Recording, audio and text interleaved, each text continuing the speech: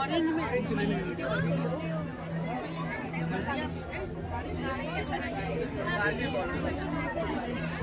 पिताश्री, नवरात्रि में माता की पूजा की जाती है।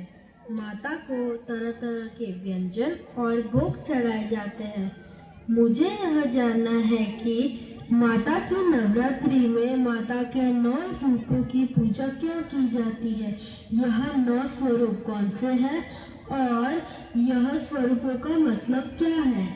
आप कृपया करके मुझे यह विस्तार से बता सकते हैं क्या?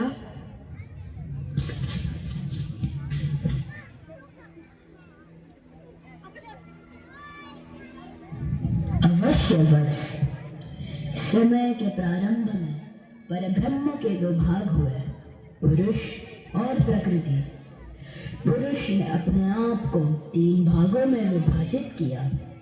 सृजन करता ब्रह्मा, वहन करता विष्णु और विलीन करता मैं। इन तत्वों को शक्ति प्रदान करने हेतु प्रकृति ने स्वयं को 3 भागों में विभाजित किया। लक्ष्मी, सरस्वती तथा शिवा। इन तीनों शक्तियों के 3 रूप बने, जो तीनों प्रकार से सृजन, वहन और हरण का कार्यभार संभालते हैं। इनके ये 9 रूप ही नवदुर्गा है। इनका सबसे पहला रूप है शैलपुत्री।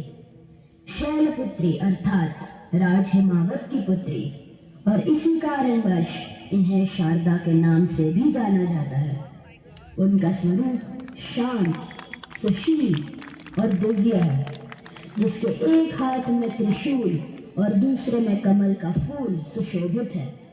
वह नंदी बैल पर सवार होती है और मूलाधार चक्र की देवी मानी जाती है, जो योग साधना के आरंभ से जुड़ी है।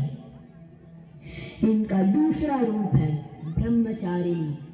ब्रह्म अर्थात तपस्या, चारिणी अर्थात आचरण करने वाली। ये रूप उनके तपस्वी आचरण का प्रतीक है। उनका स्वरूप अत्यंत सरल और सुंदर है। उन्होंने श्वेत वस्त्र धारण किए हैं। यह ज्ञान, विधा और तप की देवी है। इसके माध्यम से इन्होंने शिव को अपने पति के स्वरूप में प्राप्त किया। इनका तीसरा रूप है चंद्रघंटा। मस्तक पे घंटे के आकार में आधा चंद्र। ये रूप अत्यंत शांतिदायक और कल्याणकारी है। विभिन्न